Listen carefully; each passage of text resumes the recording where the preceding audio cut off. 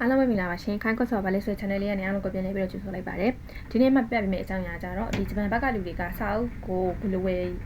လို့ရလဲဆိုတဲ့နည်းလမ်းတွေတွေ့ရပြီမှာပေါ့နော်အဲ့တော့မြန်မာပြည်ဘက်ကလူတွေဆိုလို့ရှိရင်တော့အမတို့ဒီ free ပေးထားတဲ့ PDF file တွေရှိရင်မရှိလို့ရှိရင်ကြတော့မြန်မာပြည်ကစာအုပ်ဆိုင်တွေပေါ့နော်ဒီလှဲတန်းတို့ဘာတို့ဒီမျိုးတွေဘာတွေမှာစာအုပ်ဆိုင်တွေရှိပါတယ်အဲ့ဒီမှာရောက်မယ်လို့ထင်ပါတယ်ဂျပန်ဘက်ကလူတွေကကြတော့ဒီမြန်မာ page တွေလည်းရှိတယ်ဂျပန်ပြည်တွင်းကိုပေါ့နော်ရောင်းတာအဲ့လိုမျိုးဟာတွေလည်းရှိတယ်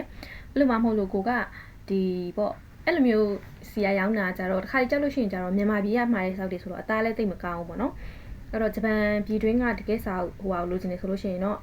အမေဆုံးကနေအမကတော့ဝယ်တယ်အသက်လည်းရတယ်ပေါ့နော်အဟောင်းနဲ့ချိုးကြောက်လည်းအဟောင်းဝယ်တာကြိုက်တယ်အမကအဲ့အဟောင်းဝယ်တာတိတ်ပြီးတော့မကြိုက်ဘူးစာအုပ်ကိုပေါ့တခြားဟာတော့မဟုတ်ဘူးနော်စာအုပ်ကိုအမကသူများလို့သုံးမိသားစာအုပ်အဟောင်းအမတိတ်မကြိုက်တော့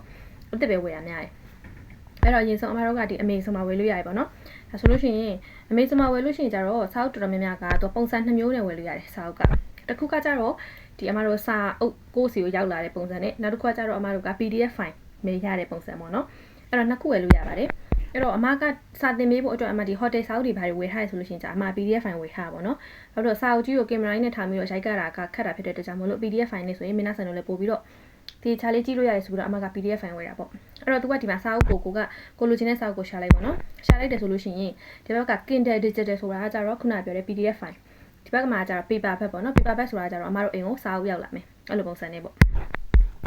အဲ့တော့အမတို့ကဒီစာအုပ်တွေကိုရှာတဲ့အခါမှာပေါ့နော်ဒီစာအုပ်ကဘယ်လိုစာအုပ်လဲဘယ်လိုမျိုးတွေရေးထားလဲစသဖြင့်အမတို့ကသိကျင်နေဆိုလို့ရှိရင် download sample ဆိုတာရှိတယ်ဒါအမ down မိသားမလို့ပေါ့နော်ဒီ sample ဆိုတဲ့ဟာလေးကို down လိုက်ပြီဆိုလို့ရှိရင်အမတို့ကဒီ read now နှိပ်လိုက်မယ်ပေါ့နော်နှိပ်လို့ရှိရင်ဒီခုနပြောတဲ့ Kindle ဆိုတဲ့ application မှာသူ sample ပေးထားတဲ့လောက်ပေါ့နော်မ2မျက်နှာပေးထားတယ်ဆိုလည်း2မျက်နှာ3မျက်နှာပေးထားတယ်ဆိုလည်း3မျက်နှာကိုတွေက free ဖတ်လို့ရပါတယ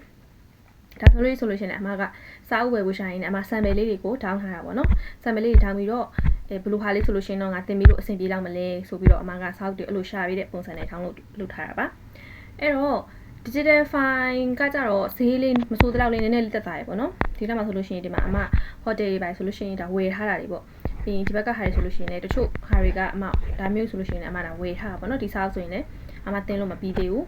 အဲ့တော့တချို့ကကြတော့ဟိုဖုန်းနဲ့စာမလုပ်တဲ့သူတွေလည်းရှိရပါတော့အဲ့လိုတွေဆိုလို့ရှိရင်တော့ကိုယ့်ရဲ့အိမ်ကိုခုနပြောတဲ့ paper bag ဆိုတဲ့ဟာနဲ့ဝယ်လို့ရှိရင်လိပ်စာထည့်လိုက်ငွေချေတယ်ဆိုလို့ရှိရင်ကိုယ့်ရဲ့အိမ်ကိုစာအုပ်ကရောက်လာလိမ့်မယ်အဲ့လိုမှမဟုတ်ဘဲနဲ့ကိုကဒီ tablet တွေကွန်ပျူတာတွေနဲ့ပဲစာအုပ်ကြည့်တတ်တယ်ပေါ့နော်လုံနိုင်တယ်ဆိုလို့ရှိရင်ကြတော့ခုနပြောတဲ့ digital file လေးကိုပဲဝယ်လို့ရပါတယ်အဲ့တော့ဂျပန်ဘက်မှာဝယ်ရဘာတစ်ခုကောင်းတာလဲဆိုလို့ရှိရင်ကြတော့သူကအသားကောင်းတယ်ပေါ့နော်စာအုပ်စာသားအသားကောင်းတယ်ပြီးတော့ဒီဘယ်လိုပြောမလဲအရာပေါ့နော်ကာလာပါတဲ့စာအုပ်လေးဆိုလို့ရှိရင်လည်းကာလာလေးနေဆိုတော့ပို့ပြီးတော့ကောင်းတယ်လို့ထင်တယ်ပေါ့နော်ဒါကြောင့်မလို့ဒီစာအုပ်ဆိုလို့ရှိရင်ဒါအမှန်မကြခင်မျက်နှာဆန်တို့တင်ပေးမှာပေါ့နော်ခီရိုခုရေးတာတွေဖတ်တာတွေဘာတွေနဲ့ပတ်သက်ပြီးတော့ဒီစာလေးတင်ပေးခြင်းတော့မှဒါဝယ်ထားပြီးတော့ပါပြီဒါနောက်ဆိုလို့ရှိရင်တင်ပေးပါမယ်ဒီနေ့ပြောပြချင်တာကဒါတော့စာအုပ်တွေကိုဘယ်မှာဝယ်ရမလဲဆိုတဲ့ဟာပေါ့နော်အဲ့တော့ second လက်အဆင်ပြေတယ်ပေါ့နော်သူများသုံးပြီးသား second လက်အဆင်ပြေဆိုတဲ့သူတွေကကျတော့ America တွေဆိုတဲ့ application တွေပါရှိပါတယ်အဲ့မှာဝယ်လို့ရပါတယ်အမှကျတော့စာအုပ်အဲ့လိုဟိုဟာဖြစ်တာမကြိုက်လို့ပေါ့နော်အစ်စ်ပဲဝယ်ရပါဟိုက်ဒါဆိုလို့ရှိရင်တော့ဒါကစာအုပ်တွေဝယ်တဲ့ဟာပေါ့နော်ခုနပြောတဲ့ Kindle ဆိုတဲ့ application အမှပြန်ပြီးပြပေးပါမယ်သူကဒီဟာပေါ့နော် KINDL လေးဆိုတဲ့ဟာပ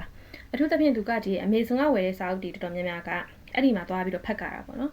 သူကဘယ်လိုမျိုးလဲဆိုလို့ရှိရင် Amazon နဲ့စာအုပ်ဝယ်ပြီးတော့ပတ်စံခြေလိုက်ပြီဆိုလို့ရှိရင်ဒီ application ထဲမှာကိုယ့်ရဲ့ email ကို login ဝင်လိုက်ပြီဆိုတာနဲ့ကိုဝယ်ထားတဲ့စာအုပ်တွေကဘယ်လိုလဲဒီမှာပေါ်နေမှာပေါ့နော်ဒီမှာ from your library ဆိုပြီးတော့အမှဆိုလို့ရှိရင်ဒီမှာအမ hotel စာအုပ်ဝယ်ထားတယ်ဒါဆိုလို့ရှိရင်ဒါအမ